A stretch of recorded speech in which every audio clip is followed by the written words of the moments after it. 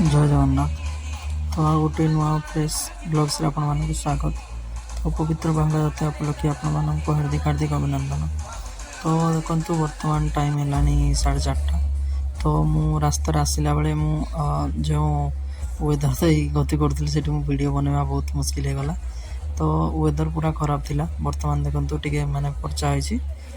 ତ ଏବେ ଦେଖନ୍ତୁ ଆଗରେ ପ୍ରଭୁ ବଳଭଦ୍ର ଏବଂ ମଝିରେ ମା ସୁଭଦ୍ରା ଏବଂ ପଛରେ ପ୍ରଭୁ ଜଗନ୍ନାଥ ଏଠି ବାହୁଡ଼ୁଛନ୍ତି ନିଜ ସିଂହାସନକୁ।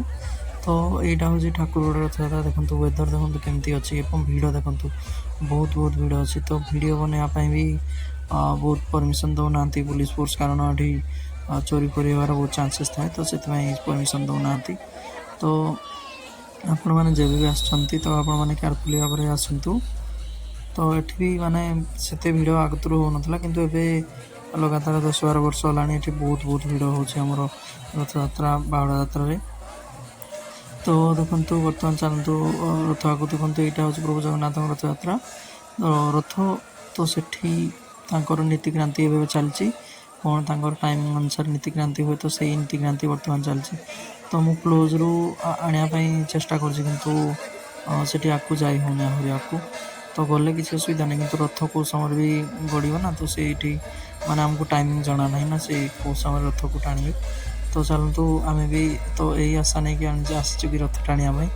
ତ ଚାଲନ୍ତୁ କ'ଣ ହେଉଛି ଆଗକୁ ଦେଖିବା। ତ ରଥ ଟାଣିବା ପାଇଁ ମିଳୁଛି କି ନାହିଁ ସେଟା ତ ପ୍ରଭୁଙ୍କ ହାତରେ କଥା। ତ ଚାଲନ୍ତୁ ଯିବା କ'ଣ ହେଉଛି।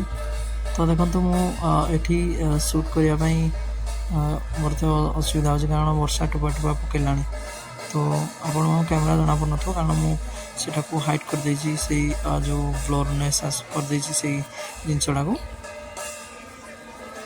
ତ ଏଇଟା ହେଉଛି ପ୍ରଭୁ ବଳଭଦ୍ରଙ୍କ ରଥ। ତ ମୁଁ ଜଗନ୍ନାଥଙ୍କ ରଥ ସକ୍ସେସଫୁଲି ଟାଣି ସାରିଲିଣି। ଏବେ ବଳଭଦ୍ରଙ୍କ ରଥକୁ ମଧ୍ୟ ଟାଣି ସାରିଲିଣି। ତାପରେ ଆପଣମାନଙ୍କୁ ବହୁତ କ୍ଲୋଜ୍ରୁ ଦେଖାଉଛି, କାରଣ ଏଠି ବଳଭଦ୍ରଙ୍କ ରଥରେ ଯେତିକି ଭିଡ଼ ଥିଲା ଆଗରୁ ଏବେ ସେଟା ଟିକେ କମ୍ ହୋଇଯାଇଛି। ସବୁ ଜଗନ୍ନାଥଙ୍କ ରଥ ପାଖକୁ ଚାଲି ଯାଇଛନ୍ତି। ତ ଆପଣମାନେ ଦେଖିପାରୁଥିବେ। ତ ଏଠି ସେତେ ଜୋରରେ ରଥ ଟାଣିଛନ୍ତି କି ସବୁ ରଥର କେବଳ ମା ସୁଭଦ୍ରାଙ୍କ ରଥକୁ ଛାଡ଼ିକି ସବୁ ରଥରୁ ଦଉଡ଼ି ଛିଡ଼ି ସାରିଲାଣି। ତ ଏବେ ନୂଆ ଦଉଡ଼ି ଟାଣିବା ପାଇଁ କ'ଣ ପୁଲିସ୍ ଫୋର୍ସ କହୁଥିଲେ, କିନ୍ତୁ ସେଟା ବର୍ତ୍ତମାନ ପସିବୁଲ୍ ନାହିଁ ଯାଇକି ଦଉଡ଼ି ପୁଣି ଆଣିକି ପୁଣି ରଥ ଟାଣିବା ପାଇଁ। ତ ହାତରେ ହିଁ ରଥର ଯେଉଁ ଅଛି ପାହିଆ, ତ ତାକୁ ଧରି ରଥ ଟାଣା ହେଉଛି। ଦେଖନ୍ତୁ ଏଇଠି ତାଙ୍କର ଡିଜେ, ନାଚ, କୀର୍ତ୍ତନ, ସଂକୀର୍ତ୍ତନ ସବୁକିଛି ଆଗକୁ ଚାଲିଛି।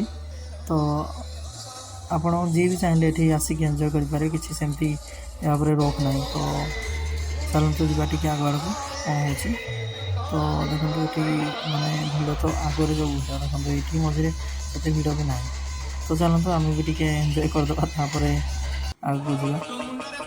ତ ଭିଡ଼ିଓଟି ଭଲ ଲାଗିଲେ ନିଶ୍ଚୟ ଲାଇକ୍ କରନ୍ତୁ, ସେୟାର କରନ୍ତୁ, କମେଣ୍ଟରେ ଜଣାନ୍ତୁ କି ଆପଣମାନେ ବାହୁଡ଼ା ଯାତ୍ରା କେଉଁଠାକୁ ଦେଖି ଯାଇଥିଲେ ଏବଂ କେଉଁ ଏରିଆରୁ ବିଲଙ୍ଗସ୍ କରନ୍ତି।